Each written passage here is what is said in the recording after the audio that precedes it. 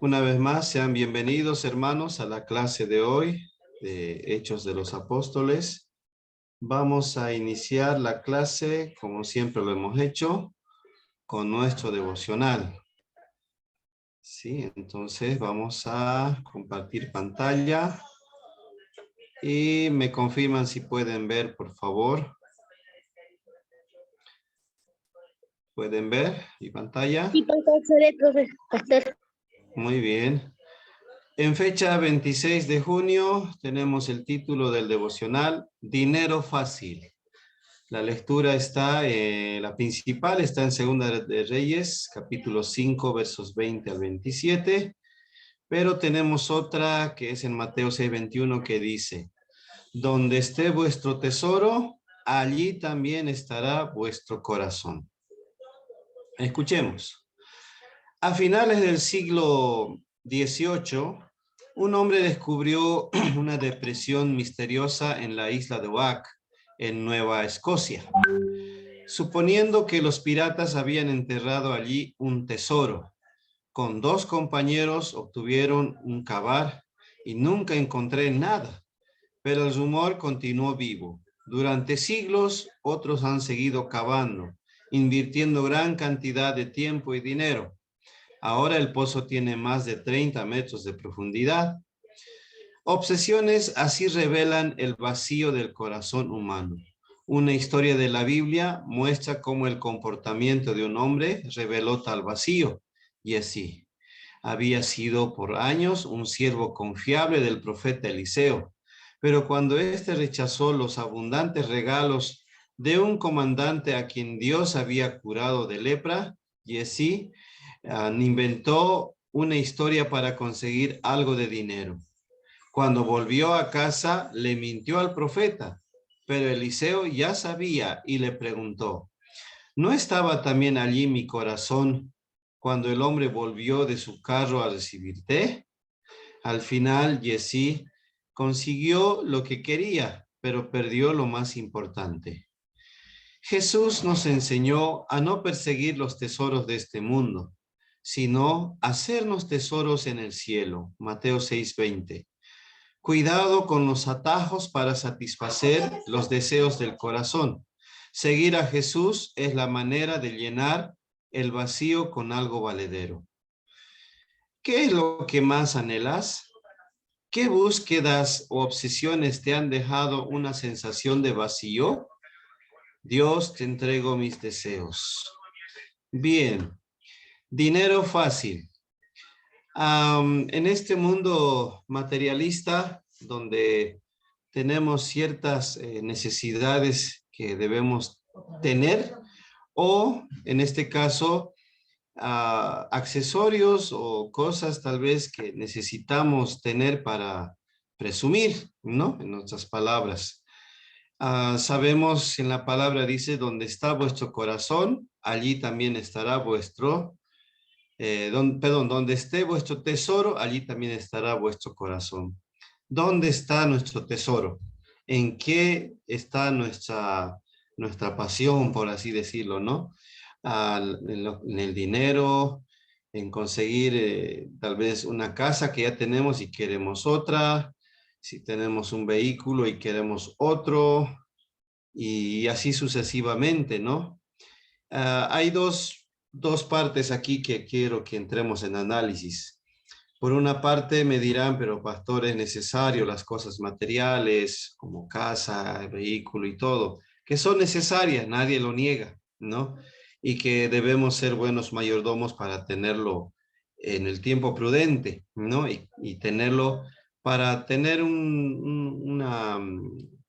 el poder vivir tranquilamente, ¿no? En el lugar donde es, como se dice, propio.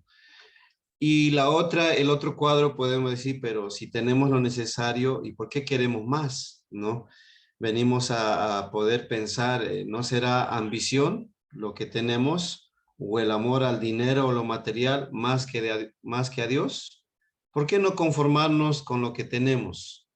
Pero algunos también me pueden decir, pero pastor, el Señor me está bendiciendo y tengo más. Amén, amén, hermano, ¿no? Si Dios le bendice, Es algo increíble cómo Dios puede obrar, pero ¿dónde está nuestro tesoro? Vuelvo a repetir este versículo, ¿no? Jesús tenía un dilema en esto, ¿no? El poder explicar acerca de los ricos, ¿no? Se vino un joven y dijo, Señor, todo esto cumplo lo que dice la ley. ¿Qué más me falta? Le dice, ¿no? Y Jesús le dice, una cosa te falta, ¿no? Puedas dar lo que tienes a los necesitados, a los pobres. ¿Y qué hizo el rico? El joven rico se puso triste, dice, ¿no? Porque le había costado tanto esfuerzo, tanto sufrimiento, sacrificio, el poder conseguir sus materiales y que el Señor le diga, dalo a los pobres. Pero esos pobres ni siquiera se han esforzado para tenerlo, pero el rico no quería dejarlo, ¿no? Porque le ha costado. La pregunta es, ¿y qué llevaremos nosotros cuando algún momento vamos a fallecer, ¿no? El ciclo de la vida, morir. ¿Qué llevaremos? La pregunta, ¿qué vamos a llevar? Nada. Desnudo nacimos, llegamos a esta tierra y desnudo nos vamos, no llevamos nada. Con esto quiero concluir en que no es malo tener siempre algo material, nuestra casa, lo necesario, pero es malo también ambicionar y salirnos del propósito que Dios nos pueda dar, ¿no? Pero si Dios bendice y tú lo utilizas para el propósito en el cual Dios te mandó, ahí también es diferente, ¿no? Entonces, no lo vamos a decir a todo que es malo, sino que Dios nos ha dado discernimiento y sabiduría para meditar en todo lo que es el devocional de hoy. Por eso dicen las preguntas, ¿qué es lo que más anhelas? ¿Tesoros en el cielo o tesoros en esta tierra? ¿Qué búsquedas y obsesiones te han dejado una sensación de vacío? Esa es la otra pregunta, ¿no? Después de haber conseguido algo, ¿cómo te sentís? ¿No? ¿Cómo está tu corazón? Ahí podemos entrar en una balanza, ¿no? ¿Es que es bueno o es malo? ¿Sí? Bien, vamos a orar. Voy a pedirle a nuestro hermano Alfredo que nos pueda guiar, por favor, en la oración inicial para ya comenzar la clase.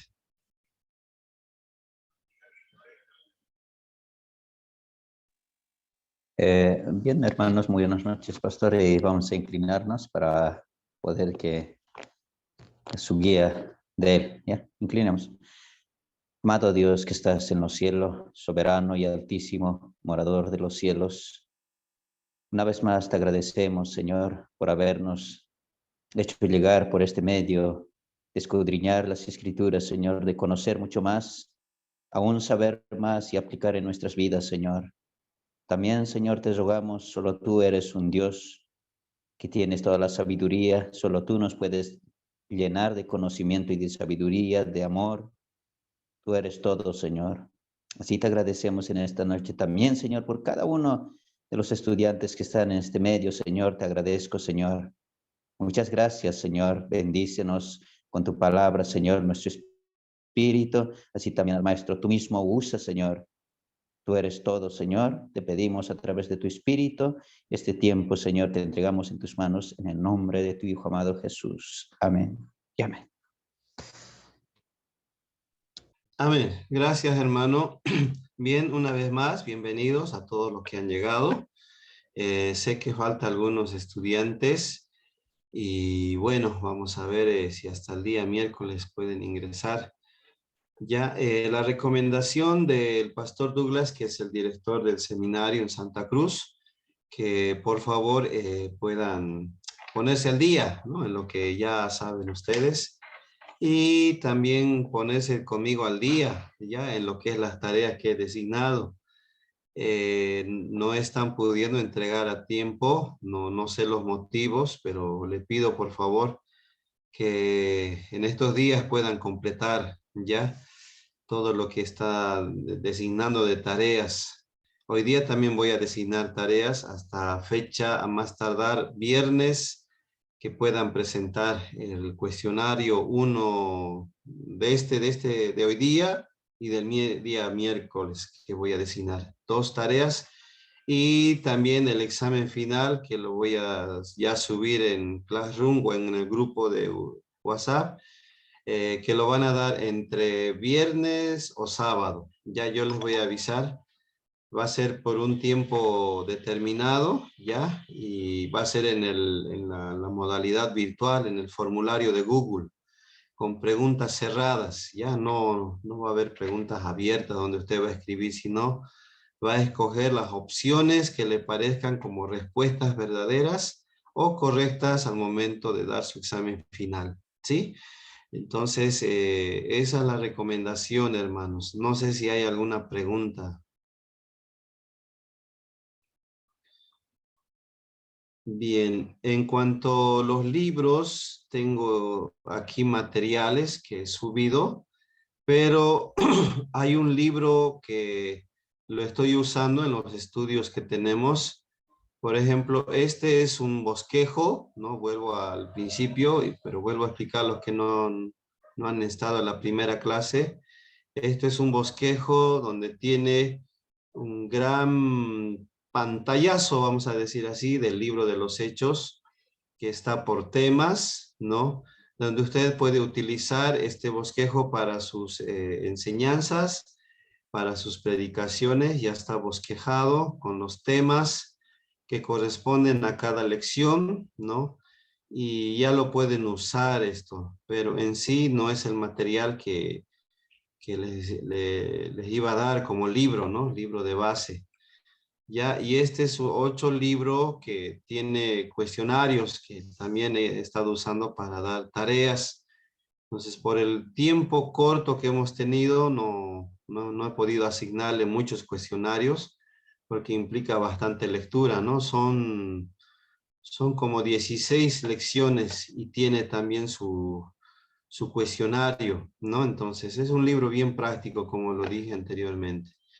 Entonces, va a haber otro libro, lo estoy terminando de escanear, ya, y una vez escaneado lo voy a subir y ustedes van a poderlo después imprimir ya en su tiempo libre y tenerlo ya para su biblioteca, ¿ya? Eso quería informarles. Entonces, falta un libro más que lo tengo que subir. Ya, eso, hermanos, no sé si hay alguna pregunta.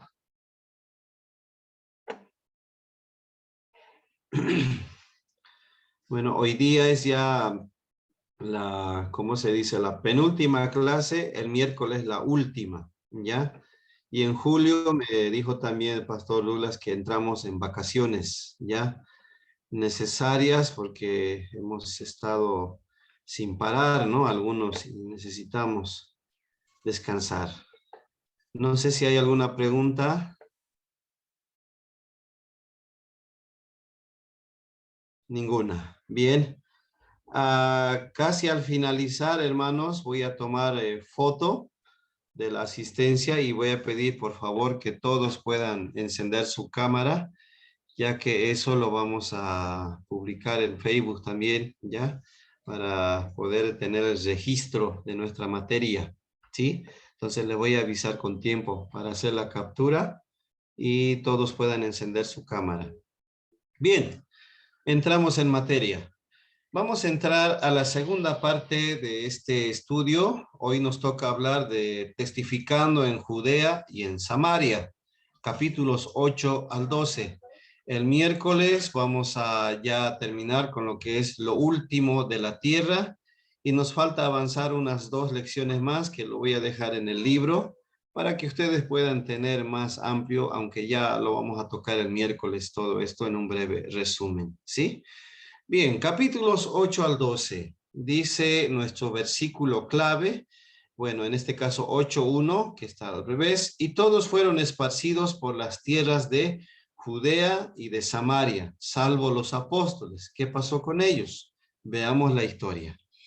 En capítulo 8 inicia con Felipe, uno de los hombres que fue elegido dentro de los 7 diáconos, que los requisitos fue de tener, estar llenos del Espíritu Santo, con sabiduría y buen testimonio. Uno de los diáconos que también participó en ayudar a las viudas y a los necesitados, pero su llamado y su don fue el de ser evangelista. Muchos de nuestras iglesias tenemos diáconos que también, si no son evangelistas, son maestros, ¿no? Aparte de tener el don de servicio. que es importante dentro del cargo de diácono, que debemos entender que no es lo mismo un don, un talento y un cargo. Son tres palabras muy distintas en su definición y asimismo el trabajo que realizan. Bueno, en esta parte vemos ya a Saulo, no como lo conocemos a Pablo, sino en su perspectiva más joven, el Saulo el perseguidor. Existe una gran persecución y en la cual Dios usó una severa persecución de la iglesia en Jerusalén como medio para esparcir a los miembros a tierras lejanas, o sea, a los discípulos, ¿no? Y eso yo quiero que entienda esto, fue un medio que Dios usó para que la iglesia deje su comodidad, deje la tierra y pueda ser, como se dice, a la fuerza sacado del lugar de confort y pueda ir a poder testificar, ¿no? Esto ayudaba bastante a esparcir el evangelio. Saulo, un joven preparado por el mejor maestro y teniendo una doctrina no cerrada, en su celo juvenil nos dice que asolaba la iglesia, perseguía.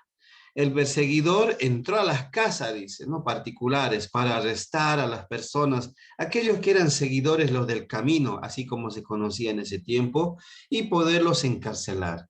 Las cárceles judías estaban llenas de cristianos, dice, ¿no? Imagínense. Así como los cristianos fueron perseguidos, los cristianos también, aquellos que no fueron arrestados, iban anunciando el evangelio. La persecución violenta no detuvo la predicación, más bien la ayudó a que se esparza y pueda llegarse a lugares lejanos. A esto se llama el movimiento misionero de los laicos. La palabra laico viene de aquí, hermanos, ¿no? Y en algunas denominaciones se utiliza también laicos. Incluso en nuestro estado, en nuestra religión oficial en Bolivia, es laico, ¿no? ¿Qué quiere decir? Que se da también lugar a que participen otras religiones en Bolivia y no solamente la religión oficial como era el catolicismo en años anteriores. Pero volvamos a hechos. El movimiento misionero de laicos fue entendido de personas que conocían por oídas y poca preparación y experiencia para llevar la palabra del Señor. En nuestra iglesia, por ejemplo, hay una categoría que es los pastores laicos, que como hace rato lo dije, tienen cierta preparación, han pasado algunos cursos, tienen ese llamado de servir y la poca experiencia que tienen la ponen en práctica en la iglesia. Hablando dentro de esa categoría, ¿no? Dentro del primer siglo, puesto que los apóstoles ordenados no tomaron parte en él, o sea, por Saulo, no fueron también personas que pasaron bastante tiempo con Jesús, ¿no? 3 años para ser exacto. La pregunta de reflexión, ¿qué medio usó Dios para que los primeros cristianos lleven adelante el evangelio para que se extendiera? ¿Puede usar Dios alguna circunstancia para despertar a la iglesia hacia un evangelismo agresivo y eficiente? La respuesta no se va a dejar esperar. ¿Cómo están nuestras iglesias, hermanos? Yo puedo ver a grandes rasgos y en general que la iglesia está bien acomodada, ¿no? Está tranquila, está con todo lo necesario, algunas sí, otras no, pero están bien. ¿Será que puede haber algún tiempo de que haya evangelismo o ya están nomás metidos en las 4 paredes? Hace 2 o 3 semanas fui a un mercado, poder pasear y ver, ¿no?, qué había. Escuché ahí pastores y hermanos que estaban evangelizando y ellos empezaban con alabanza, con su, claro, equipo de sonido y todo, pero escuché atentamente el evangelio y era de evangelismo. Y nosotros, la pregunta, ¿no? ¿Estamos saliendo por lo menos a los mercados a evangelizar? A veces nos da vergüenza, ¿no? A veces criticamos y decimos, ay, ¿cómo va a hablar esas cosas? O no se prepara. Pero el poder salir a los mercados, como me decía un docente, hermanos, es para valientes. Y no es solamente estar metido en las aulas o en las clases virtuales, como ahora lo hacemos, o en la iglesia, estar cómodos con cumplir nuestros horarios de culto y listo, ¿no? Volvemos a la rutina. Pero ¿quién se encarga del evangelismo? ¿Qué hará Dios para que la iglesia pueda evangelizar? En los últimos días, dice hermanos, que la iglesia tendrá un avivamiento, pero ¿qué pasará en estas circunstancias para que haya ese avivamiento? Aprendamos de la historia. Aquí la iglesia fue perseguida. ¿Será que en los posteriores tiempos la iglesia en algún momento va a ser perseguida? Bueno, ese es otro tema que vamos a hacer otro estudio con lo que es los últimos tiempos, ¿no? Que la iglesia sí va a sufrir algún momento persecución y va a salir de su comodidad, ¿sí? Bien, volvamos a lo que es el libro. Felipe ahora en Samaria. ¿Qué hacía Felipe? Predicaba a Cristo, ¿no? ¿Qué era Samaria? ¿Qué lugar era? ¿O quiénes eran los samaritanos? Samaria era el nombre de una ciudad y también de una región del país, ¿no? Estaba entre Judea al sur y Galilea al norte. ¿Quiénes eran los samaritanos? Eran una raza o una gente mezclada, descendiente de la población gentil judía después del 722 antes de Cristo, pero esperaban la venida del Mesías, ¿no? En Juan 4:25. Felipe predicaba a Cristo a esta gente. Para entrar en contexto, hermanos, mucho más atrás en la historia de Israel, ¿no? Si podemos volver al pasado, en Pentateuco, ya terminando Deuteronomio, entrando a los libros históricos con Josué, Jueces, al tiempo de la monarquía, con lo que es los 2 tomos de Crónicas, Reyes, y luego después viene el tiempo de poder entender cómo Dios castigó, ¿no? A Israel, porque Israel había cometido 3 faltas, ¿no? 1, no guardar el día de reposo. 2, no dar la provisión que necesitaba la tribu de Leví porque ellos no tenían tierra y su trabajo era únicamente servir a Dios, pero el Israel descuidó sus ofrendas, ¿no? Todo lo necesario para alimentar a la gente que servía a Dios. Y 3, lo más terrible, es que los líderes de Israel se casaron con mujeres extranjeras y adoptaron todo lo que es las costumbres de sus esposas, claro, para que la familia esté unida. Pero en ese instante fue descuidando lo que es la creencia, las costumbres, el amor que le tenía el Señor. Pese a ello, entonces hubo llamada de atención por los profetas, pero no habiendo más arrepentimiento, hubo 70 años de cautividad, donde fueron tomados por diferentes naciones paganas que Dios permitió, ¿no? Y que Él también tomó juicio para con su pueblo. Entonces, de ahí, hermanos, gente que retornó después del exilio, ¿no? Vamos a decirlo así, fueron los samaritanos. Como dice acá, fue una mezcla entre gentil y judío. Como nosotros, ¿no? Somos la mezcla, mestizos, ¿no?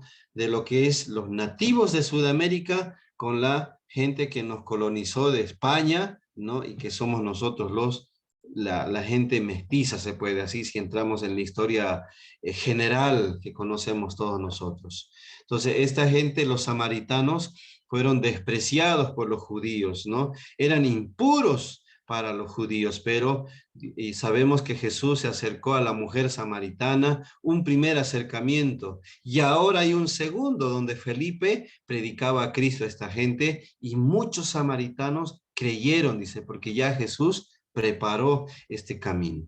Bien, dentro de esa misma región estaba también Simón el Mago, ¿no? ¿Quién era este hombre? Este hombre era básicamente un hechicero. Había engañado, dice hermanos, a la gente en Samaria en el versículo 9, fingiendo de algún grande que tuviera algún poder, ¿no? Si buscamos en nuestras Biblias, hermanos, vayamos a lo que es Hechos capítulo 8, podemos ver la historia. Hechos capítulo 8, versículos 5 al 8. Dice así: entonces Felipe, descendiendo a la ciudad de Samaria, les predicaba a Cristo Y la gente unánime escuchaba atentamente las cosas que decía Felipe, oyendo y viendo las señales que hacía. Porque de muchos que tenían espíritus inmundos salían esto, dando grandes voces, y muchos paralíticos y cojos eran sanados. Y el 8, así que había gran gozo en aquella ciudad. Y aquí viene el mago. Pero había un hombre llamado Simón, que antes ejercía la magia en aquella ciudad, y había engañado a la gente de Samaria, haciéndose pasar por algún grande, por gente importante. A este oían atentamente todos, desde el más pequeño hasta el más grande, diciendo, este es el gran poder de Dios. 11. Y les estaba atentos porque con sus artes mágicas les había engañado mucho tiempo. 12.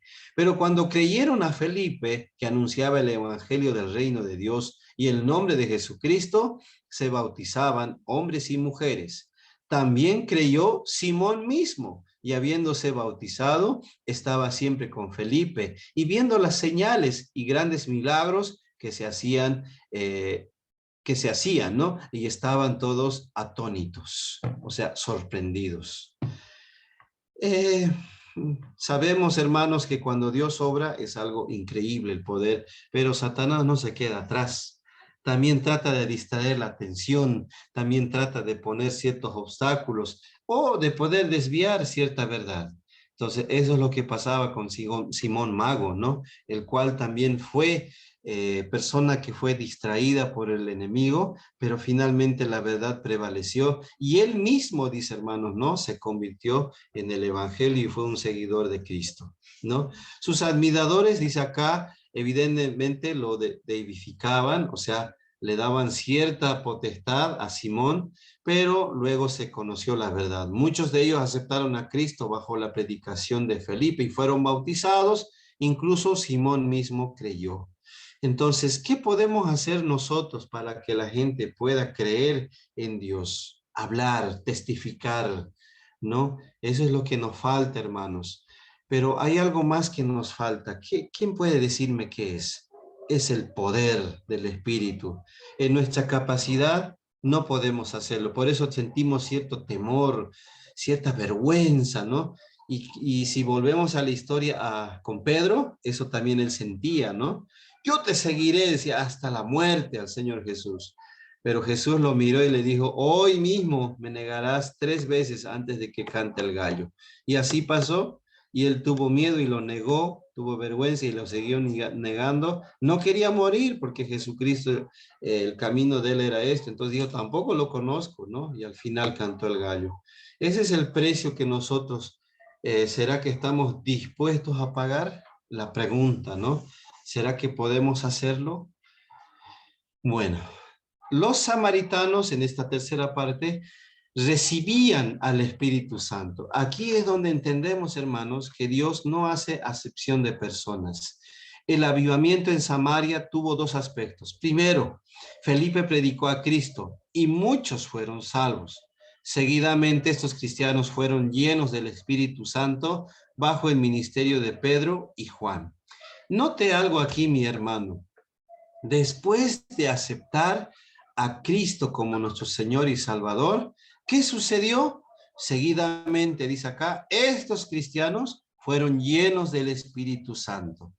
Vuelvo a tocar ese tema del bautismo del Espíritu Santo para aclararlo bien, ¿no?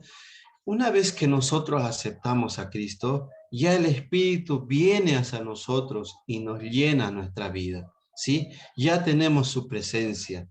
En la doctrina de santidad se habla de una llenura del Espíritu Santo inicial y una llenura del Espíritu Santo progresiva, ¿sí?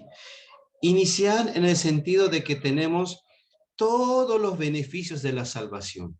La justificación, la santificación, la adopción, ¿no? El perdón, todos esos beneficios y por supuesto que el Espíritu está en nosotros y Él nos da los dones, ¿no? Para poder capacitarnos y ya darnos un lugar importante en el trabajo que Dios nos ha encomendado.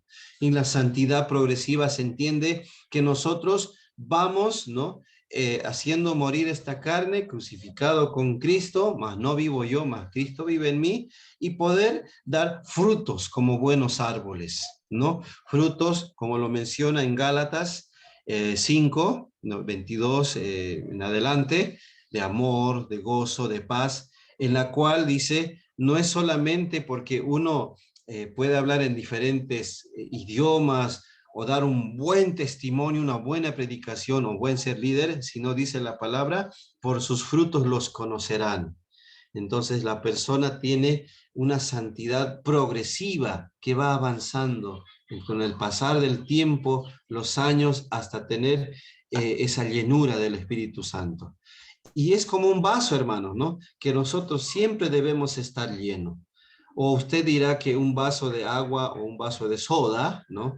Siempre lo va a tener lleno. No, siempre también se va vaciando, ¿no? Siempre lo vamos tomando. Y nosotros cuando nos llenamos necesitamos también compartir esa llenura para poder también compartir con nuestros hermanos, la iglesia. Nuestro deber debe ser edificar a la iglesia, ¿no? No solamente edificarnos a nosotros, sino a la iglesia con los dones que nos dio. Bien, volvamos al tema. El informe del maravilloso avivamiento en Samaria, ¿qué creen, hermanos? Llegó hasta Jerusalén, como 40 millas de allí. Los apóstoles mandaron a Pedro y a Juan, a quienes oraron por los creyentes samaritanos para que recibieran el Espíritu Santo. Entonces, ¿no? Todos los dones se complementan, hermanos.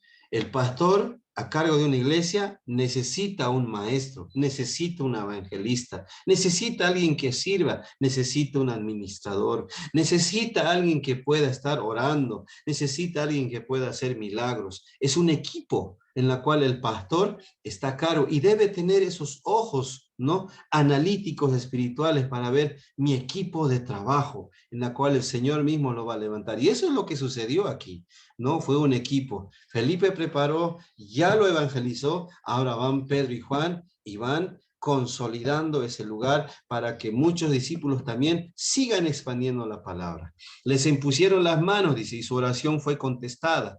No se menciona aquí en hablar en lenguas. Ojo, ¿no? Para entender. Simón ahora ofrece dinero. Mire el atrevimiento de Simón el mago para comprar el Espíritu Santo. Simón el mago vio una oportunidad, dice, para hacer una ganancia rápida. Así que ofreció dinero a los apóstoles para que le dieran el poder de impartir el Espíritu Santo. De ese incidente ha venido la palabra simonía. ¿Ya? Más adelante lo vemos, que es el acto de comprar o vender los oficios de la iglesia. Ay, ay, ay. Aquí tal vez en nuestra iglesia está sucediendo eso, ¿no? Hoy en día tal vez ya nadie quiere ser pastor. Todos quieren llegar a ser apóstoles, profetas, porque ser apóstol es menos que que ser pastor es menos que ser apóstol, ¿no?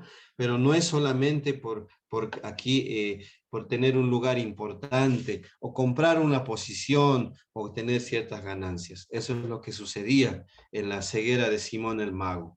Pedro le advirtió, dice, duramente y le pidió que se arrepintiese de ese pecado. Era un pecado. La respuesta de Simón muestra que estaba más interesado en el castigo del pecado que en saber que el pecado era malo. O sea, él quería tener ganancias, ¿no? ¿Cuánto cuesta? Yo lo pago. Porque él sabía que iba a invertir y luego a la larga iba a tener ganancias. Eso es lo que él quería. Pedro y Juan extendieron el ministerio samaritano a muchas poblaciones y en su camino de regreso también a Jerusalén. Volvamos a la pregunta de reflexión. ¿Qué hizo Felipe con el poder del Espíritu Santo? ¿Se lo guardó para él? ¿Lo tuvo ahí en pausa? ¿O pudo comprender el propósito de Dios? ¿Quiénes recibieron el Espíritu Santo esta vez? ¿Se puede conseguir este poder a cambio de algún costo? ¿Será que es posible, hermanos? No. Y aquí viene una advertencia también, hermanos, de la palabra, ¿no? En la parábola de los talentos. Nosotros, cada uno de nosotros tenemos dones. Y si no lo usamos, hermanos, en algún momento daremos cuenta a Dios. O si lo hemos usado, ¿cómo lo hemos hecho? ¿Lo hemos hecho bien o no lo hemos hecho bien? ¿Sí? Entonces, hermanos, esa viene lo que es la responsabilidad.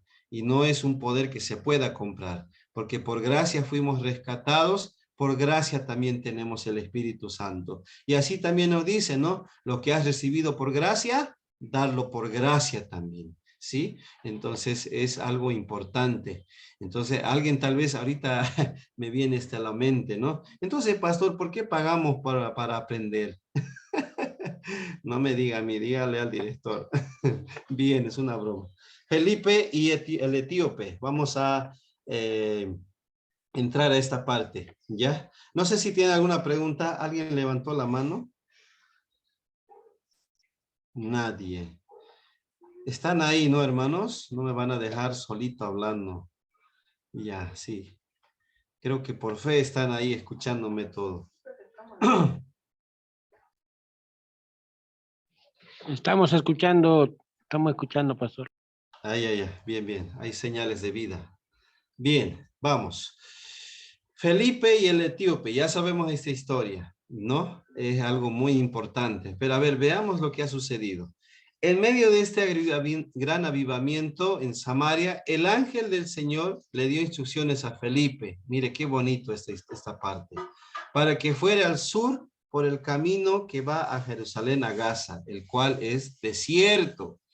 Parece que en Etiopía no era el país que se conoce hoy por ese nombre, sino Meroé, en la región del presente Sudán. Ojo para tomar nota. El eunuco etíope tenía gran autoridad, tal vez era un prosélito del judaísmo, o sea, gente importante, y había venido a Jerusalén para adorar. Sentado en su carro en su viaje de regreso a su tierra, leía un rollo del profeta Isaías, ¿no? Sabemos la historia, que es lo que leyó el etíope, y cómo Felipe le ayudó a entender lo que es el mensaje que tenía este libro, ¿no? Hay algo importante aquí, hermanos, voy a entrar en tiempo de reflexión. Nosotros tenemos el deber también de poder instruir a los nuevos hijos de Dios, a los nuevos creyentes. Tal es el caso de Felipe, ¿no? Hay gente que lee, que escudriña la palabra, pero hay partes que no lo entiende y que necesita que alguien le explique.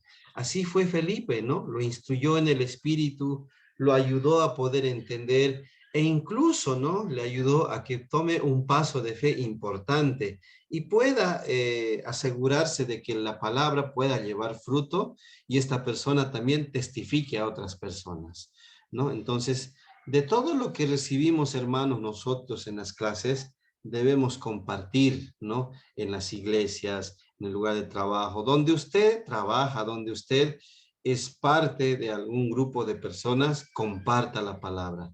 No tal vez una cátedra de 1 hora, basta unos 10, 15 minutos resumido, con un tiempo de reflexión, de aplicación, es suficiente, ¿no? Entonces, hermanos, podemos adquirir este valor que tuvo Felipe, el cual después de que el etíope comenzó a entender, dice que Felipe bautizó a esta persona, ¿no? El cual dice Felipe después tuvo que bautizar al etíope y dice acá, Felipe fue arrebatado después por el Espíritu del Señor, de repente el eunuco siguió gozoso en su camino. Como hacen todos los que encuentran a Cristo, ¿no? Todos los que estamos en el camino de Cristo estamos gozosos, aunque sufridos, pero gozosos. Felipe después apareció en Azoto, ¿no? La antigua ciudad filistea de Asdod, ¿ya? Mire, ahí es donde apareció llevado por el Espíritu del Señor, ¿no? En todo este trayecto anunciaba el Evangelio de Cristo a todas las ciudades. La pregunta, ¿a quién anunció esta vez Felipe el Evangelio de Cristo? ¿Quién lo guió directamente ese trabajo? ¿De quién debemos depender en el trabajo evangelístico? Muchas iglesias, muchos pastores, vuelvo otra vez, nos podemos encasillar en ciertos proyectos, planes de evangelismo, que es bueno en cierta manera, pero siempre y cuando guiados por el Espíritu de Dios, por Dios, porque Dios es también un Dios de orden y necesitamos, ¿no?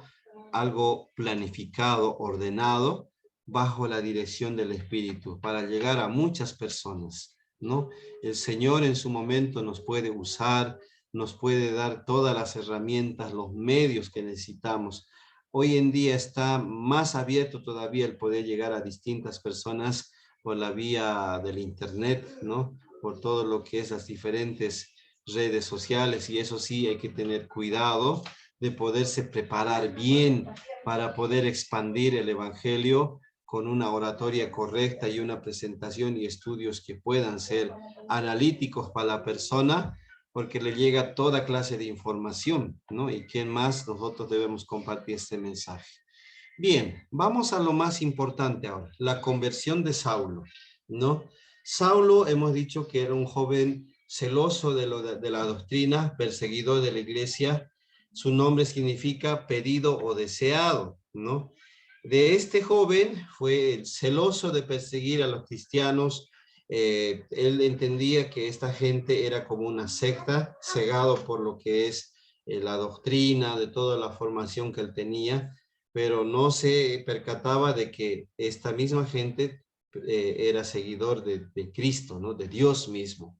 Entonces, no contento Saulo de poder arrestar a varias personas, pidió orden, ¿no? Para que pueda perseguir a más cristianos, pidiendo autoridad para ir a Damasco. Y ahí es donde sabemos que camino a Damasco es que Saulo se pudo conocer a Cristo, ¿no? Saulo, dice, hermanos, vio de lejos una luz del cielo, algo que sucedió mientras se acercaba a Damasco, y de repentinamente le rodeó un resplandor de la luz del cielo. Y esto significaba la revelación espiritual y poder quebrantar el alma orgullosa de este joven fariseo, ¿no? Hay algo importante aquí, hermanos, que en la soberbia está el peligro de que Dios pueda quebrantar esa soberbia al punto de poderlo humillar y que esa persona pueda reconocer a Dios como un Dios soberano, ¿no? Antes de que suceda la humillación, primero viene la soberbia, ¿no? El orgullo, el poder creerse más que los demás, ahí viene lo que es la humillación, ¿no? Saulo, entonces, postrado en tierra, oyó una voz que decía: Saulo, Saulo, ¿por qué me persigues? A las personas que tú persigues es como que a mí me persigues, le dijo Jesús, ¿no? Entonces, a su acusación respondió Pablo: ¿qué quieres que yo haga ahora? ¿No? Entonces, Saulo estaba entendiendo que estaba siguiendo a Dios mismo. Entonces, Saulo estaba 3 días sin poder ver, que simbólicamente significa que él estaba ciego y que ahora necesitaba abrir los ojos a una verdad espiritual, que era el poder ver lo que Dios estaba haciendo a través de la iglesia, el poder expandir el evangelio. Entonces, la ceguera de Saulo ayudó a poder ver a Dios personalmente, y sin duda esos días fueron importantes para su vida, para poder tomar un giro y poder cambiar de ser perseguidor a ser perseguido. ¿Por qué medio Saulo se convirtió al Señor en el camino a Damasco? ¿Podemos hacer frente al Señor? ¿Por qué? ¿Será que en algún momento podemos confrontar al Señor y poderlo dar la contra? No. Mucha cosa, dice, terrible cosa es caer en las manos de Dios, hermanos. No conviene realmente el poder dar la contra al Señor. Si usted quiere oír de la obra del Señor en la cual ha llamado, no vaya a ser que estemos, ¿no? Como Jonás. No sé si hay ballenas aquí, pero alguna otra estrategia o área el Señor usará para llamarnos la atención y volver al camino donde debemos estar, ¿sí? ¿Qué pasó con Saulo ahora? ¿No? Él aquí, él ora, Ananías lo recibió por orden del Señor para que él le pueda devolver la vista, ¿no? Y este instrumento fue escogido por medio de Dios. Ananías al principio tuvo miedo porque sabía cómo era Saulo, pero Ananías cumplió el propósito de Dios, ¿no? Entonces, aquí recalca en el versículo 15 que Pablo fue escogido como instrumento útil para llevar el evangelio a los gentiles y a gentes importantes, incluso a los hijos de Israel. Pablo llegó a ser un apóstol para los gentiles, ¿no? Ya hemos dicho que el pilar aquí, los dos personajes principales es Pedro y Pablo. Pedro para los judíos y Pablo para los gentiles, el cual también a través de su preparación, a través de su ciudadanía, iba a llegar a lugares mucho más lejanos que Pedro. Por eso lo llamó, ¿no? Entonces acá Pablo tiene cierta trayectoria y las cartas que él escribe después de Hechos son lugares que él ha visitado en sus viajes, ¿no? Pero también acá Pablo corría un riesgo, ¿no? De poder tal vez ser asesinado o perseguido, que era un riesgo el poder también servir al Señor, y el cual por eso debemos entender que la palabra testigo es eso, ¿no? El poder entenderlo, que en cualquier momento puede que nuestra vida pueda correr peligro, y así lo entendió Pablo, ¿no? Después, hermanos, Pablo recibió la vista, fue bautizado, fue recibido como hermano, fue también claro de que su ceguera, Pablo lo entendió, que estaba ciego a la verdad y que abría los ojos a una verdad nueva. Fue bautizado, dice, fue recibido dentro de la comunidad cristiana, le dieron alimento y también, hermanos, fue después santificado, lleno del Espíritu Santo, ¿no? En las dos posturas, santificaciones que hemos hablado, ¿no? Inicial y progresiva. Pablo predicó demostrando que Jesús era el Cristo con todo el conocimiento que tenía, y ahora con lo que le faltaba, el poder conocer la palabra y la experiencia que tuvo, que podía predicar de que sí, él vio a Jesús, que realmente era el Hijo de Dios, ¿no? Tan potente, dice acá, que era su ministerio, que a veces los judíos se sorprendían, ¿no? De poder inexplicablemente entender que aquel que era perseguidor ahora estaba hablando como ellos también estaban testificando, ¿no? Entonces, acá, hermanos, dicen las preguntas de reflexión: ¿estamos nosotros colaborando al nuevo convertido, perdón, sin demora alguna como Ananías? Eso es lo que decía, ¿no?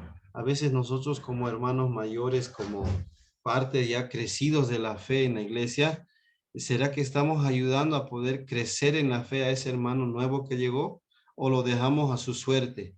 Así también, hermano, ahí sucede en algunas iglesias, ¿no? Que en los pastores a veces no tienen un programa de discipulado por niveles, nivel 1, 2, 3, sino que lo dejan a su suerte, o de vez en cuando van alimentando al nuevo bebé espiritual, ¿no? Y este bebé nuevo espiritual va creciendo también a lo que puede y aprendiendo cosas que no debe y teniendo prácticas que no deben ser adquiridas. Y eso es bueno también como buenos padres y líderes de la iglesia, el poderlos atender con toda solicitud y diligencia. Bien, listo, hermanos. ¿Alguna pregunta? Creo que alguien salió. Ah, no, entró. Sí, ahí está Aló, pastor. acoplando. Bájale un poquito su micrófono. Ahora sí. Quise preguntar sobre como antiguamente hacían los judíos, impusieron las manos para que reciban el Espíritu Santo. Hoy en día aún todavía se puede aplicar eso. Eso sería mi pregunta. Bueno, como principio bíblico está en Hechos, ¿no? De que impusieron las manos. Imponer las manos significa el poder bendecir esa vida, y también acá vemos que imponer la mano significa el poder también confirmar que el Espíritu Santo está con esa persona, ¿no? Algunas doctrinas, algunas iglesias no permiten que se ponga las manos, perdón. Entonces, para ellos es algo que tal vez no está bien, ¿no? El imponer las manos. ¿Por qué? Porque se ha visto de que aquellos que imponen las manos, voy a ser un poco más sencillo en hablar y medio que no quiero distorsionar las cosas, ¿no? Cuando se imponen las manos, piensan que esta persona va a ser lleno del Espíritu Santo y va a empezar a tener muestras del Espíritu, ¿no? Como movimientos o hablar en lenguas y todo. Por eso algunas doctrinas, algunas iglesias o denominaciones no están de acuerdo en imponer las manos, ¿no? Porque ha habido un poco de fanatismo en este sentido, ¿no? Pero veamos lo que sucede aquí en Hechos de los Apóstoles. El imponer, impusieron las manos, dice, y fueron llenos del Espíritu. Entonces, lo que hicieron los apóstoles fue confirmar lo que es la obra del Espíritu Santo, que esa persona iba a ser instrumento de Dios, ¿no? No fue por el poder de uno mismo, no fue por el poder de los apóstoles o de Pablo, sino fue por la obra del Espíritu, ¿no? Entonces, quiero recalcar también que no voy a negar el obrar del Espíritu. Puede haber un momento de poder llenar, como en Pentecostés, la vida de muchos en la iglesia, pero eso tiene que haber una conexión general para la iglesia, y no solamente unos cuantos, ¿no? De ahí viene un poquito la palabra, y bueno, yo soy lleno y tú no, ¿no? Y algunas iglesias o denominaciones está bien el imponer la mano, es bueno imponer la mano. Se entiende también en imponer la mano el poder bendecir esa vida para el ministerio, ¿no? Para lo que es el matrimonio, la bendición, para lo que es el orar por sanidad y todo. Pero recordemos, imponer las manos no es solamente mi voluntad, sino es también en exclusivo la voluntad del Espíritu. Entonces, eso debemos entender, posturas que son distintas, pero si vemos en hecho, no es la voluntad del hombre, es la voluntad del Espíritu de Dios. Hermano Alfredo. Sí, bien, pastor, muy interesante porque como que dicen aquí antes de recibir el Espíritu Santo, porque ellos ya habían recibido la palabra, Samaria, ¿verdad? Eso, sí. Exacto, entonces los apóstoles Juan y Pedro fueron para confirmación si verdaderamente recibieron la palabra, al instante el Espíritu Santo eran llenos, ¿no? Entonces yo creo que Confirmo. es una confirmación de los creyentes que ya habían recibido, ¿no? Aún Eso. todavía dice que más adelante, porque tanto hombres y mujeres ya habían sido aún todavía bautizados. Entonces, ¿qué le faltaba? Ajá. El poder del Espíritu Santo de ser llenos. Yo creo que muy Ajá. importante, pastor, para nosotros hoy en día nos serviría mucho este Sí, hechos porque ese es el principio, ¿no? O sí, aparte de eso, tenía, pastor, por sí. ejemplo, a veces como que decimos, a veces siempre escuchaba, hay que ir así, pero tal vez no Dios le dijo, porque aquí mayormente el Espíritu Santo decía que iba, o el Espíritu Santo decía a Felipe, ve.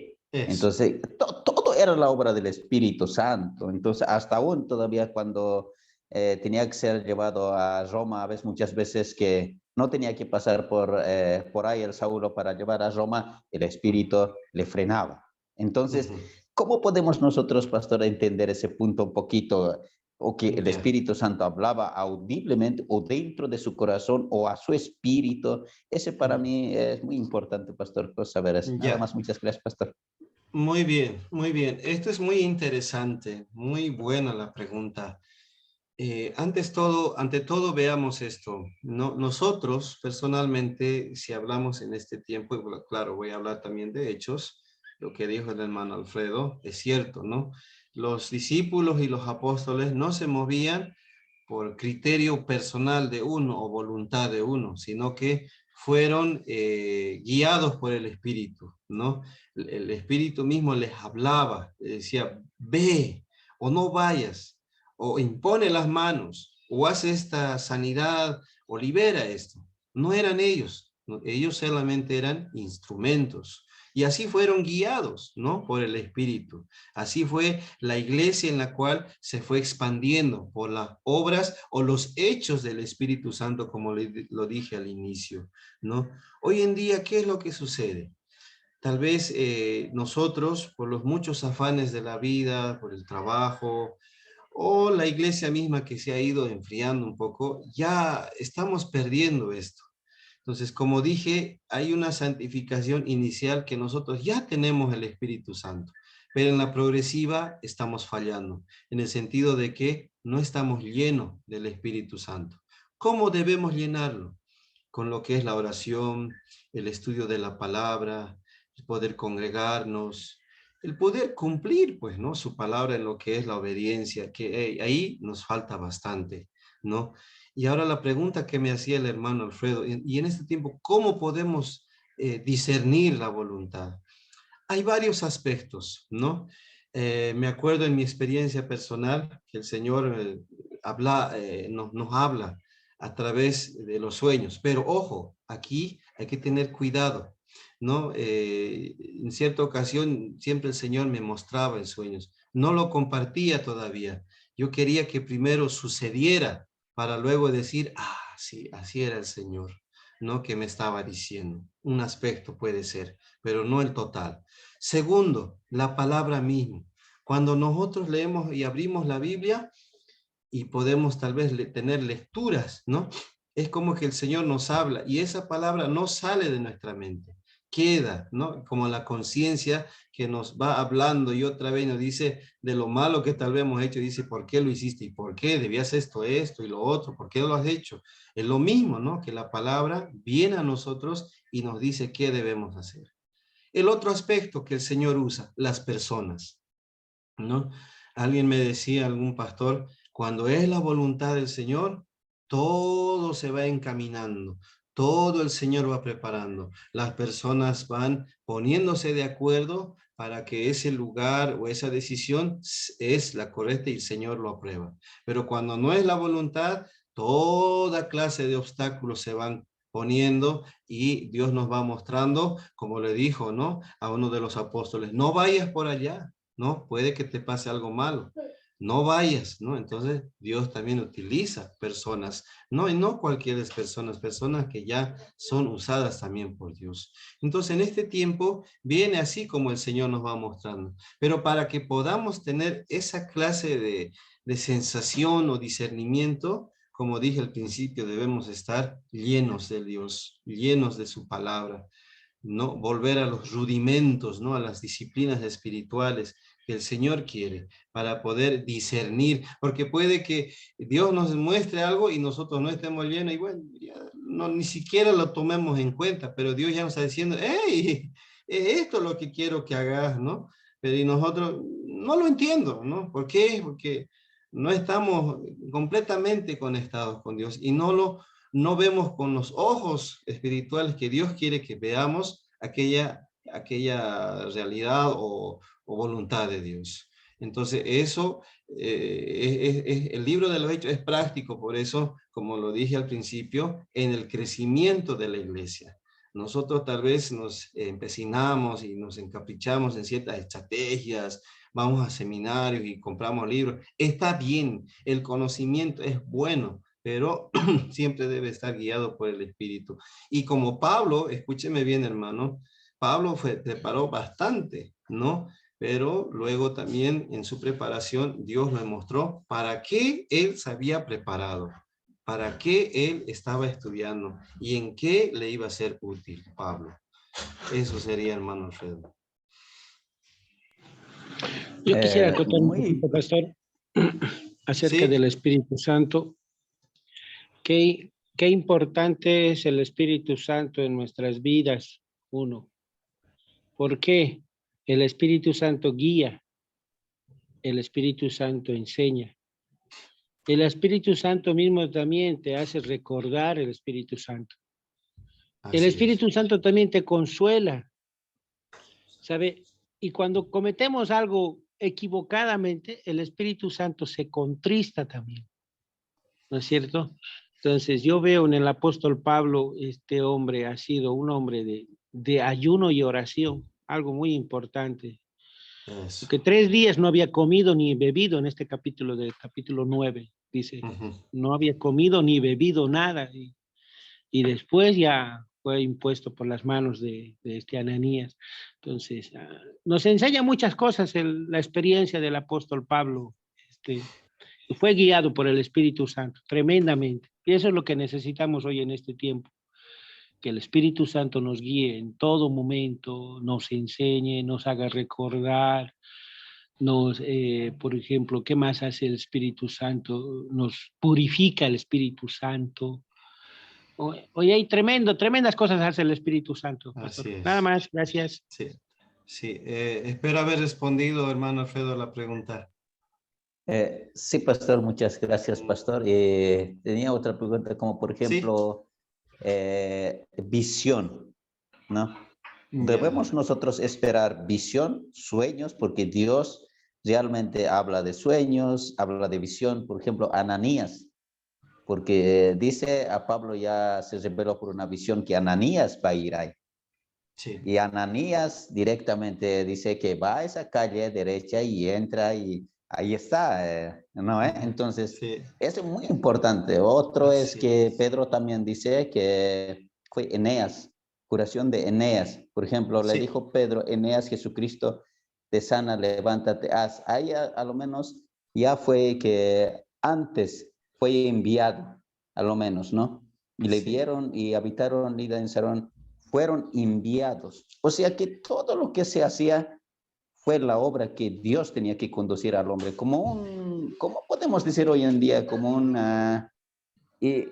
no sé, como un, en nuestras palabras, porque en judío yo creo que estas palabras deben ser muy diferentes, no en nuestros idiomas, En yo el creo, ¿no? hebreo. Sí. En el hebreo o Sí. griego, Griego, que es sí. el Nuevo Testamento, entonces debe ser Sí. diferente en nuestras Sí. traducciones, que es español, ¿no? Sí. Entonces, ¿cómo ellos entendían esa visión o ser llenura del Espíritu Santo? ¿Cómo que yo quisiera saber un poco más sobre ese punto, pastor? Ya. Ya, bueno, compromiso, entonces voy a investigar esto de visión en el griego, porque el hecho fue escrito en el Nuevo Testamento, y el Antiguo Testamento viene el hebreo, ¿no? O arameo también, que son dos idiomas propios de los dos testamentos.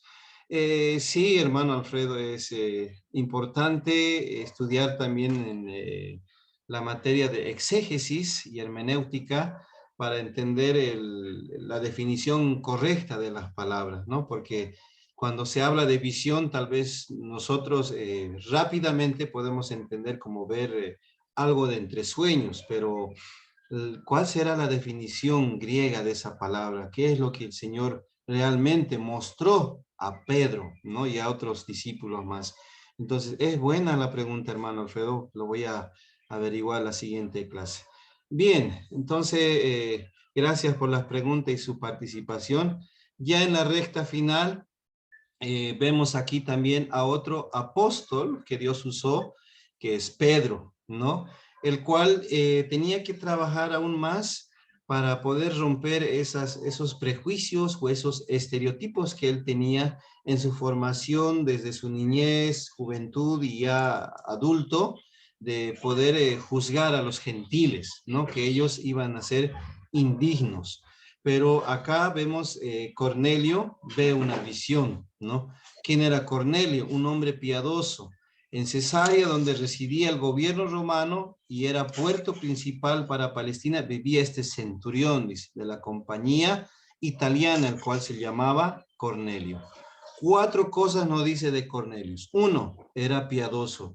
Quizás era un prosélito del judaísmo, ¿no? 2, era temeroso de Dios en toda su casa. 3, hacía muchas limosnas al pueblo. Y 4, oraba a Dios siempre.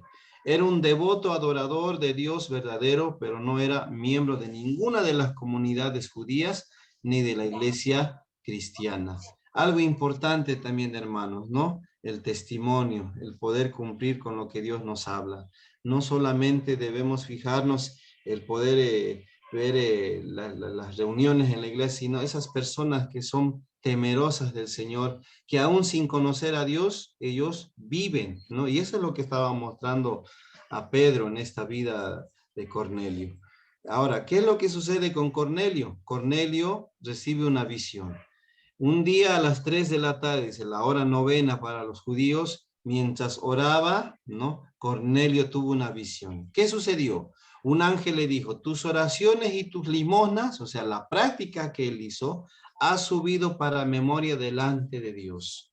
Entre los judíos, las 3 prácticas principales de la justicia era la limosna, la oración y el ayuno. Nótese algo importante, ¿no? Lo que menciona en Mateo capítulo 6, verso 1 al 18.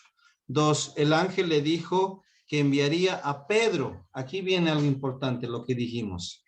Entonces, Dios era el instrumento, Pedro el instrumento de Dios para que él pueda ir al lugar donde fuese enviado.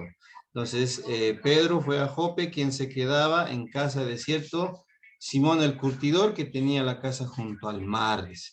Cornelio envió, entonces dice, a 2 de sus criados, acompañados por un devoto soldado, versículo 7, y consideró que esto era un mandamiento importante, ¿no? Entonces aquí es donde Pedro fue instrumento de Dios, pero antes de que él vaya a casa de Cornelio, también él recibió, ¿no? Otra visión, ¿no?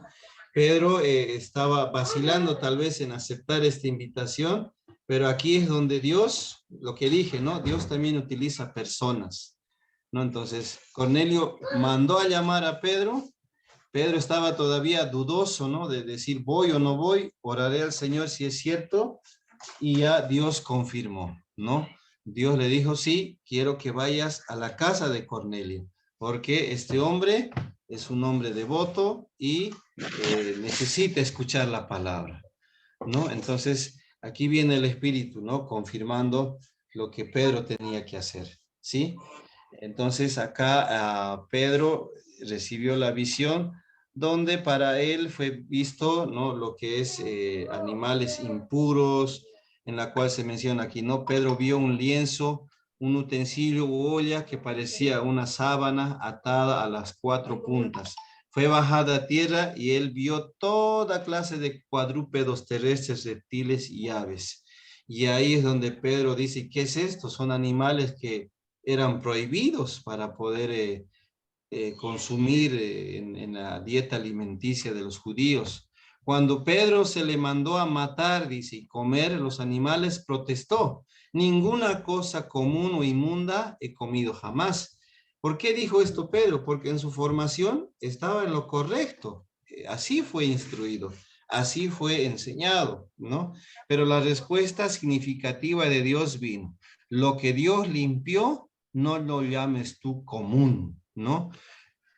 La voluntad de Dios ahora no solamente era que los judíos puedan ser su pueblo, sino que también se iba a expandir hacia los gentiles. Entonces, la distinción entre animales limpios e inmundos, ¿a quién pertenecía? Bueno, pertenecía en ese tiempo al Antiguo Testamento. Y esa edad había terminado, según Dios, entrando al tiempo de la gracia, para dar énfasis a la elección. La voz habló 3 veces, dice. Ese es un tema hermenéutico en la cual cuando se menciona más de 3 veces, es que algo Dios quiere decir significativamente para su pueblo, para nosotros. Esos son claves de hermenéutica, hermanos, ¿sí? Entonces acá fue Dios quien confirmó y le dijo, Pedro, a todo lo que tú mandas, tú dices inmundo, Dios dice que ya lo limpió. Entonces el Espíritu le dijo, no dudes de ir con ellos, ve a la casa de Cornelio. Cornelio lo recibe, es un hombre de buen testimonio en toda la nación y cumple con lo que es los mandamientos del Señor, ¿no? Y así, hermanos, sucede como también el Espíritu sigue utilizando a personas, sigue abriendo caminos, utiliza medios importantes, pero por supuesto está la voluntad del Espíritu. Muy bien, hermanos, hasta aquí vamos a concluir. No hemos tenido descanso. Es antipedagógico pasar más de los 40 minutos. Yo sé que ahorita está un poco cansadito después del trabajo. Conmigo vamos a quedar aquí, una pausa. Retornamos el próximo miércoles, que ya es la clase final. Y vuelvo a recomendar, para los que no estaban, voy a asignar tareas. Y el día entre viernes y sábado les voy a enviar ya el examen final. Por favor, recordarles que se pongan al día en las tareas que aún no han presentado para que su nota sea aceptable, buena o muy buena, de acuerdo al trabajo que ustedes van entregando, ¿sí? Por mi parte sería eso. No sé si hay alguna pregunta, hermanos.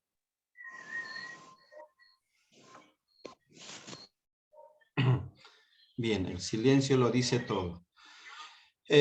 Antes de terminar, vamos a activar la cámara. Por favor, enciendan su cámara. Necesito tomarles foto. Hermano Eduardo, encienda su cámara. Hermano Alfredo, hermano Sergio. Muy bien. Ahí. Les voy a tomar una foto. Hermano Alfredo, por favor, sonría. Le vamos a sacar una fotito. Su cámara está apuntando para arriba. A ver si lo puede. Ya. Eso es, hermano Alfredo. Ahora sí. 3, 2, 1. Ahí, no se muevan. Miren al pajarito. Como en los tiempos antiguos, ¿no? Ahora sí.